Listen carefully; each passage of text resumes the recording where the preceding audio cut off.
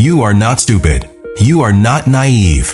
You are not too trusting. I want to say that clearly before we begin, because the question almost everyone asks after a betrayal is some version of, how did I not see it? How did I miss the signs?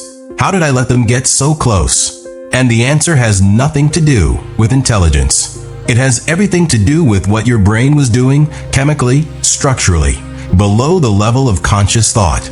Today we're going to look at exactly what that is. And then we're going to layer Carl Jung on top, because what he found in 1912 maps almost perfectly onto what neuroscientists confirmed 100 years later.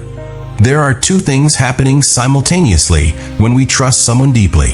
One is neurological, one is psychological. Both work against our ability to see betrayal coming. And together, they create what I call the blind spot architecture. The reason why the people closest to us can hurt us in ways a stranger never could. Most people will tell you, you ignored the red flags. You were in denial.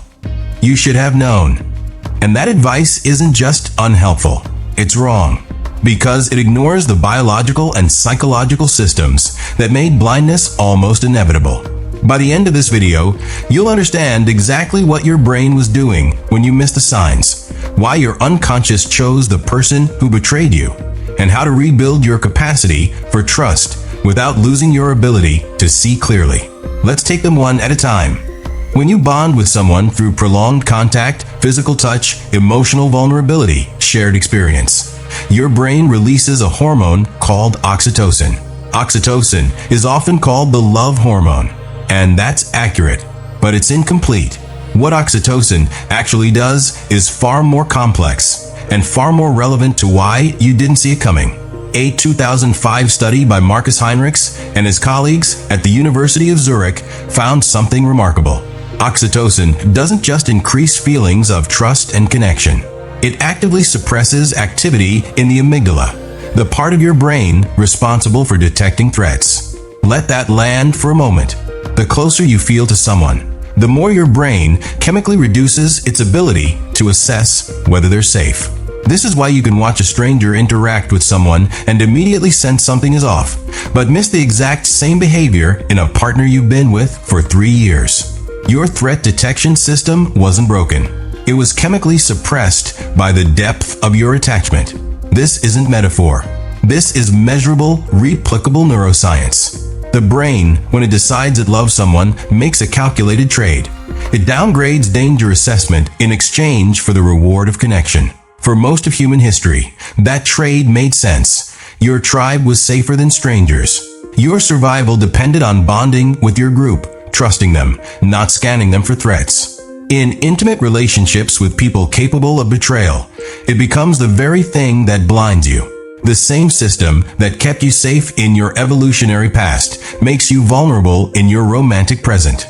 That's not a flaw in you. That's a flaw in the design. A design that worked for a world that no longer exists. There's a second neurological layer that makes this worse. And it's even more counterintuitive. The brain doesn't experience reality directly. It makes predictions. Neuroscientist Carl Jung's predictive processing model, now widely accepted across the field, describes the brain as a prediction machine. It constantly generates a model of what the world is, based on past experience, and then filters incoming information through that model. You don't see the world as it is. You see the world as you expect it to be. What this means practically, once your brain has built a model of who someone is, kind, safe, trustworthy, it starts filtering incoming information through that model. Behavior that contradicts the model gets explained away, minimized, reframed. They're just stressed. That's not like them. I must have misread it. They didn't mean it like that. I'm being too sensitive. You weren't in denial out of weakness. Your brain was doing exactly what brains do, protecting an existing model, because rebuilding it is metabolically expensive and emotionally catastrophic. The brain is lazy. It prefers the familiar model, even when it's wrong, because the cost of updating is too high. And the more you love them, the more costly the update became. The betrayal, when it finally became undeniable, wasn't new information. It was the moment the evidence became too heavy for the model to hold. It was the moment your brain could no longer explain away what was right in front of you. And that moment, that collapse, is devastating not just because you lost them, but because you lost the version of reality you'd been living in. That's what makes betrayal feel like the ground disappearing beneath your feet. Now here's where Carl Jung adds something neuroscience alone can't explain. Because the neuroscience tells us how we miss betrayal. Jung tells us why we chose that person in the first place. In the last video, I talked about the shadow, the hidden, suppressed parts of the self, and how we unconsciously attract people who carry our shadow for us. But there's a specific Jungian concept that explains the blindness even more precisely. He called it projection. Projection is when the qualities buried in your unconscious get projected outward onto another person, like a film reel projecting an image onto a screen. When you fall in love or form a deep trust with someone, you are partly, always, projecting onto them, seeing in them the qualities you most need to see, the safety, the understanding, the recognition. You're not entirely seeing them. You're seeing them filtered through the image your unconscious most needs them to be. And here's the devastating part. The more powerfully you project onto someone, the more blind you are to who they actually are. The strength of the attachment and the depth of the blindness are directly proportional. The more you needed them to be safe, the less you could see the evidence that they weren't. The more you needed them to be loyal, the less you could see the signs of disloyalty. The more you needed them to be who you imagined, the less you could see who they really were. Jung said, "Everything that irritates us about others can lead us to an understanding of ourselves." But the inverse is also true. Everything we adore in others is partly a mirror of what we've buried in ourselves. When the projection collapses, when reality breaks through the image, that's what we experience as betrayal. It wasn't just that they lied. It's that they shattered a construction your unconscious had been carefully building. A construction that was protecting you from something you weren't ready to see. The betrayal was the shattering of the image, and the shattering was necessary. So what do you do with this? First, give yourself the thing you've probably been withholding. An honest and complete absolution. You didn't miss the signs because you were foolish. Your brain was running two deeply embedded systems, oxytocin-driven threat suppression and projection-driven model maintenance, that together made blindness almost guaranteed.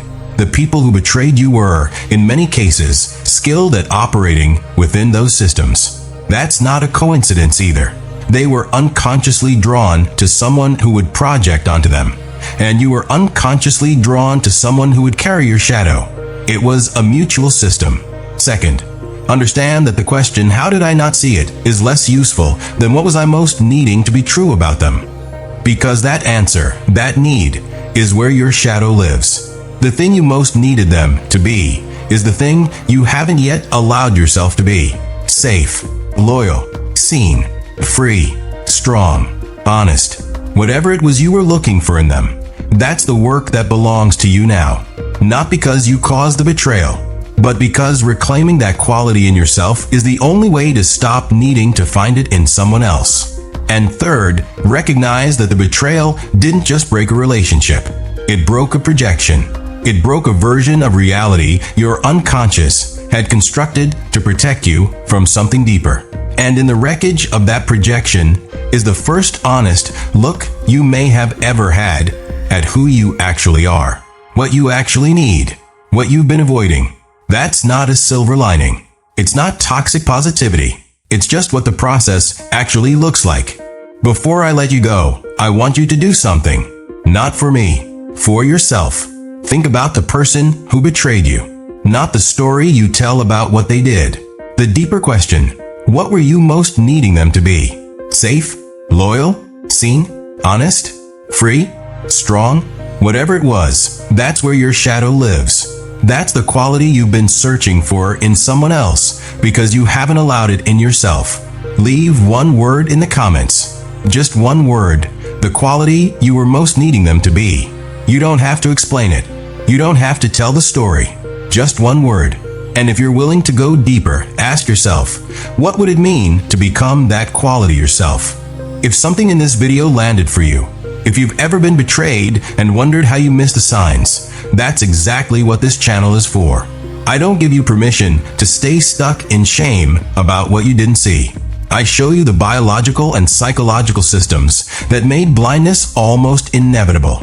Because the only way to rebuild trust without losing clarity is to understand how trust works in the first place. If you want to keep doing the work that actually matters, subscribe.